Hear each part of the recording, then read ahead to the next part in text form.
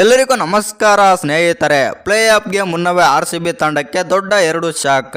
ಹೌದು ಸ್ನೇಹಿತರೆ, IPL ಇಂದನೇ Cameron green ಮತ್ತು ಮ್ಯಾಕ್ಸ್ವೆಲ್ ಆದರೆ ಔಟ್ ಆಗಿದ್ದಾರೆ. ಹೌದು ಸ್ನೇಹಿತರೆ, ಯಾಕೆ ಔಟ್ ಆದ್ರಂತ ಸಂಪೂರ್ಣ ಮಾಹಿತಿಯನ್ನು ತಿಳ್ಕೊಂಬರೋಣ ಬನ್ನಿ ಸ್ನೇಹಿತರೆ. ಅದಕ್ಕಿಂತ ಮುಂಚೆ ನೀವೇನಾದರೂ RCB ಅಪ್ಪಟ ಅಭಿಮಾನಿಯಾಗಿದ್ದಲ್ಲಿ ಈ ವಿಡಿಯೋಗೆ ತಪ್ಪದೆ ಒಂದು ಲೈಕ್ ಕೊಟ್ಟು ನಮ್ಮ ಚಾನಲನ್ನು ಸಬ್ಸ್ಕ್ರೈಬ್ ಮಾಡ್ಕೊಳ್ಳಿ. ಹಾಗೆ ಎಲಿಮಿನೇಟರ್ ಪಂದ್ಯದಲ್ಲಿ RCB ಗೆಲ್ಲುತ್ತಾ RR ಗೆಲ್ಲುತ್ತಾ ಅಂತ ಕಮೆಂಟ್ ಮಾಡೋದನ್ನು ಮರಿಬೇಡಿ.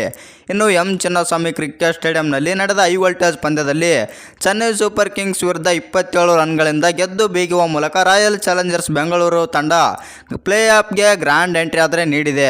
ಇನ್ನು ಈ ಪಂದ್ಯದ ಗೆಲುವಿಗೆ ಮತ್ತು ಮುಖ್ಯ ಕಾರಣ ಅಂದರೆ ಅದು ಸ್ಟಾರ್ ಆಲ್ರೌಂಡರ್ ಆದಂಥ ಕ್ಯಾಮ್ರನ್ ಗ್ರೀನ್ ಮತ್ತು ಮ್ಯಾಕ್ಸ್ವೆಲ್ ಅಂತಲೇ ಹೇಳಬೇಕು. ಯಾಕಪ್ಪ ಅಂತಂದರೆ ಗ್ರೀನ್ ಮತ್ತು ಚೆನ್ನೈ ವಿರುದ್ಧ ಪಂದ್ಯದಲ್ಲಿ ಭರ್ಜರಿ ಬ್ಯಾಟಿಂಗ್ ಮಾಡಿದರು ಮತ್ತು ಬಾಲಿಂಗ್ನಲ್ಲೂ ಸಾಕಷ್ಟು ಕೊಡುಗೆ ಆದರೆ ನೀಡಿದರು. ಇನ್ನು ಬ್ಯಾಕ್ ಟು ಬ್ಯಾಕ್ ವಿಕೆಟ್ ಕಳೆದುಕೊಂಡು ಸಂಕಷ್ಟದಲ್ಲಿದ್ದ RCB ತಂಡಕ್ಕೆ ಕೈ ಹಿಡಿದು ಕ್ಯಾಮ್ರನ್ ಗ್ರೀನ್ ಆದರೆ 17 ಬಾಲಲ್ಲಿ 3 ಸಿಕ್ಸ್ ಮತ್ತು 3 4 ಸಮೇತ 38 ರನ್ ಚೆಚ್ಚಿದ್ರು.